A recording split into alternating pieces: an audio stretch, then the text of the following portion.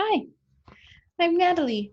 I'm going to start reading Fables from Squids Will Be Squids by John Scieszka and Lane Smith. Okay, so I have some tabs picked out, but before I go ahead and find those tabs, I'm going to read you the preface or the foreword. It's a serious historical foreword. Fables have been around for thousands of years. And it's no wonder, because even thousands of years ago, people were bright enough to figure out that you could gossip about anybody, as long as you changed their name to something like lion or mouse or donkey first. Aesop is the guy most famous for telling fables, though he wasn't the first or the best looking. Most descriptions we have of Aesop call him funny-shaped or ugly or worse, but you didn't hear that from me. I think Aesop was one heck of a swell guy.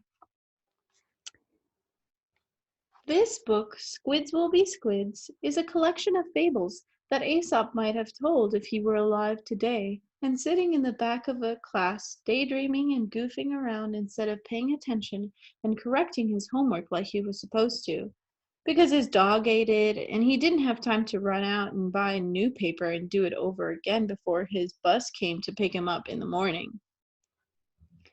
These are beastly fables with fresh morals about all kinds of bossy, sneaky, funny, annoying, dim bulb people, but nobody I know personally, really. Moral: sometimes the names are changed to protect the not so innocent. Alrighty, let's get started. I picked one out for us called Dear Mouse, Rabbit, and Squid. Dear Mouse, Rabbit, and Squid sat on the steps trying to decide what to do. Let's go see a movie, said Dear. Great, said Mouse. Great, said Rabbit. There's nothing good on, said Squid. Let's play Frisbee in the park, said Mouse. Great, said Rabbit. Great, said Dear. My tentacles are too tired, said Squid. Let's go shopping, said Rabbit. Great, said Dear. Great, said Mouse. That's so boring, said Squid. I'm just gonna go home. And she oozed off down the street. Dear Mouse and Rabbit looked at each other. Great, they said. Then they ran off to see a movie, play Frisbee in the park, and go shopping. Moral of the story: Squids will be squids. Here's another one I picked out for us. It's called Straw and Matches. Here we go. It was the end of summer vacation. Straw had done everything he could think of. He was bored, so he went over to play with someone he had been warned to stay away from. Let's play checkers, said Straw. Okay, I'm the red ones. I get to move first. I get 2 moves and you get 1, said Matches. Forget it, said Straw. Let's play ping pong instead. Okay, I get the good paddle. You stand on that side. I get to serve first and you have to close 1 eye, said Matches. Never mind, said Straw. Maybe we should just watch TV. Okay, you sit over there on the floor. I'll sit on the couch. I get the remote and we have to watch my favorite video, said Matches. I think I hear my mom calling, said Straw. I'd better go. Moral of the story: don't play with matches. Wonderful. Let's see what else I picked out for us today. Ah, yes, it's a good one. It's called piece of toast, and Fruit Loops. I'm going to switch over this way so you can see the picture a little bit better. Here we go. Can everybody see piece of toast and Fruit Loops? Awesome. Piece of toast and Fruit Loops sat on the breakfast table, arguing over who was loved the most. Of course, everyone loves toast the most, said Piece of Toast. I'm half of eggs and toast, and all the toast in French toast. I'm the toast with the most. Who could not love me? We'll soon find out, said Fruit Loops, because I'm a good source of 11 essential vitamins and minerals containing 20% of the minimum daily requirement of vitamin C, iron, thiamine, riboflavin, niacin, vitamin B6, folate, vitamin B12, and zinc, based on a 2,000 calorie per day diet and a cup serving size, not including the milk. I also have 1 gram of dietary fiber per serving and 12 grams of sugar, yellow dye number 6, blue number 1, and number 2, and red number 40. BHT has been added to preserve freshness. But while Fruit Loops was rattling off his nutrition facts, Mom had a cup of tea, Dad drank coffee, Son ate donut, and Daughter said she'd get a bagel on the way to school. Toast got cold and stiff, and Fruit Loops got very soggy. Moral of the story: breakfast is the most important meal of the day. It's true. It sure is. I had oatmeal for breakfast. What did you have?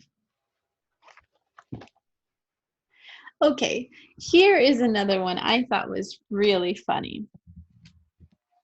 It's called, well, let me see if you can guess what the title is. If you said hand, tongue, and foot, you'd be 100% correct.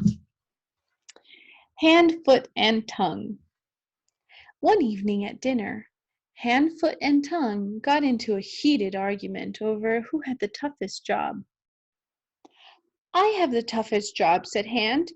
Every day I work from sunup to sundown. I button shirts, I tie shoes, I hold a spoon and fork to feed all of us. I have to be strong enough to punch with a fist and gentle enough to pat a baby. I definitely have the toughest job. No, you don't, said Foot.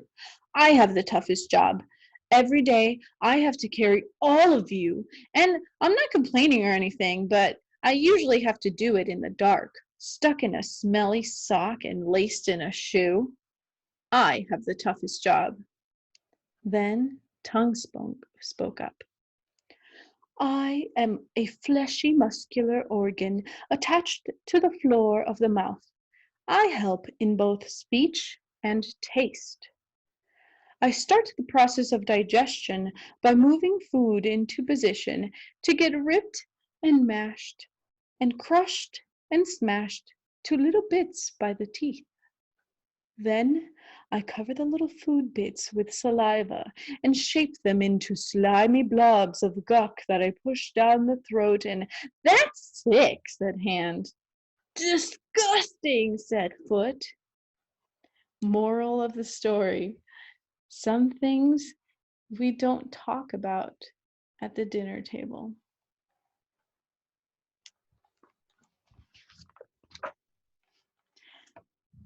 Good. And let's see, this one is our final one.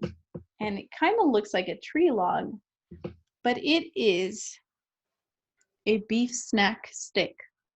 That's right, take another look.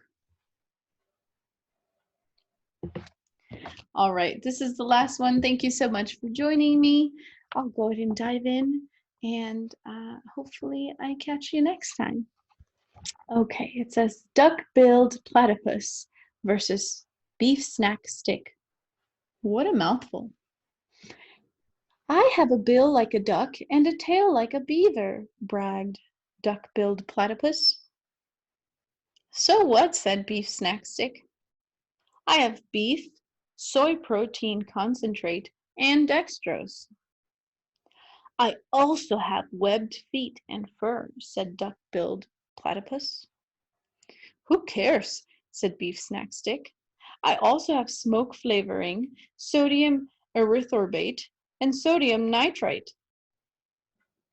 I am one of only 2 mammals in the world that lay eggs, said Duck-billed Platypus. Big deal, said BeefSnakStick. I have beef lips. Moral of the story. Just because you have a lot of stuff, don't think you're so special, Mr. BeefSnakStick. Alrighty, you guys, thank you so much. Have a great night. I'll catch you next time. Bye-bye.